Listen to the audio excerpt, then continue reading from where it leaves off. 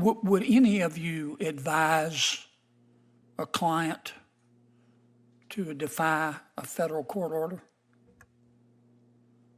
No. None of you would? How about you, Professor? I mean, under most circumstances, we follow the government and private parties follow court orders. I suppose it's not, I would not rule out ever the possibility that in a sufficiently egregious order, there should be some consideration of whether there's a way. So in some cases, I think it's a qualified answer, in yes. some cases you would. In an extremely narrow band of cases, I think it would be considered, yes. Okay. Do any of you think that nationwide or universal injunctions are not being abused? I'm not sure what if I may, Senator, I'm not sure what the time horizon of the question is. I don't think that there could be good faith disagreements about the correctness of some of them, but I have not seen in the last 4 months abuse. No. I've read your stuff and I've read your writings. I don't want to get bogged down with this, but I have little respect for your opinion because I've read your stuff. When someone is in the White House that you agree with and someone gets a universal injunction against him, you don't like universal injunctions. You called them judges acting like they're politicians in robes and judges looking like crass political actors. But now that President Trump's in the White House, who you dislike, you think that universal injunctions taste like pumpkin pie. So I have to discount what you say because I think you act on your political beliefs. And I worry that that's what you're teaching your kids. So I'll leave you out of that. Do you think nationwide injunctions are being abused? Certainly, Senator. I think that is. They're being abused by both sides, aren't they? Yes, Senator.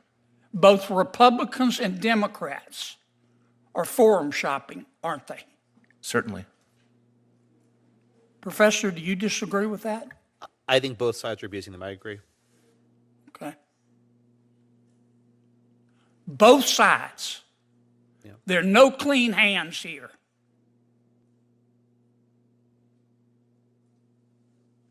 Now, your suggestion is that when a federal judge issues a nationwide injunction,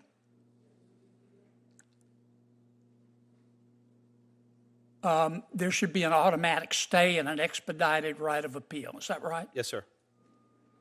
Do you disagree with that?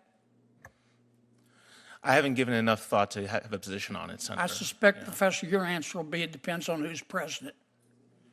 No, Senator. Let me ask you about this. What if we had a rule? I was reading an article the other day.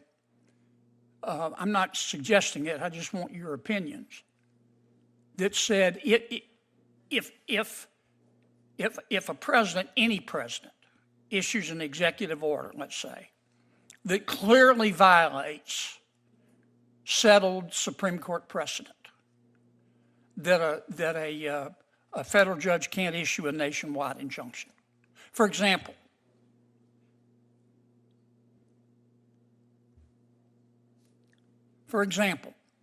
if a federal a president issued an order that said no one in America has right to counsel any longer, including but not limited to, in a felony case, having the government pay for your lawyer if you can't afford it. That clearly violates settled Gideon v. Wainwright.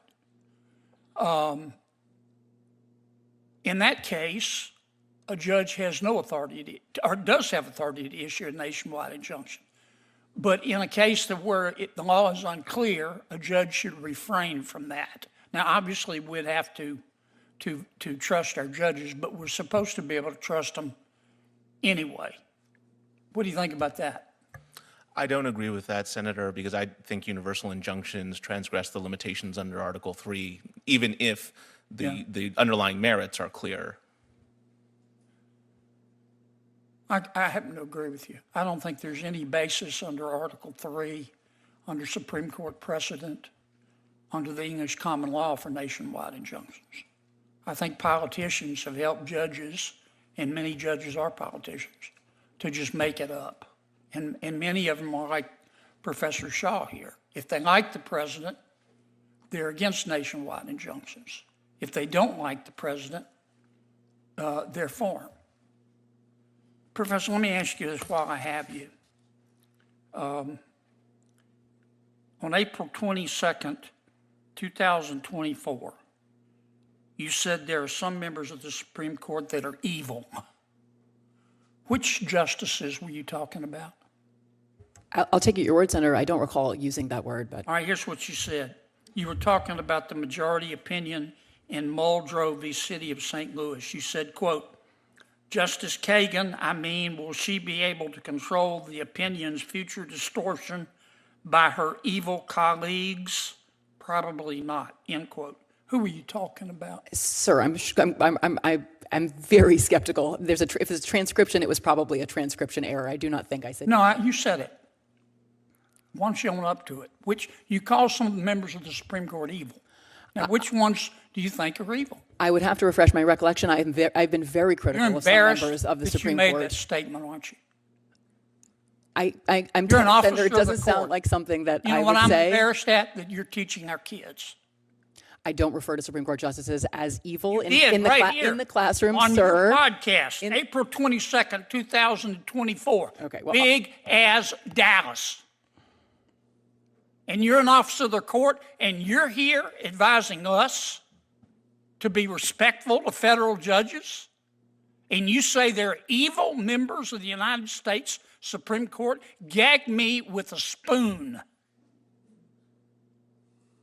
You're part of what's the problem in all of this. Thank you, Senator Kennedy. Senator Durbin.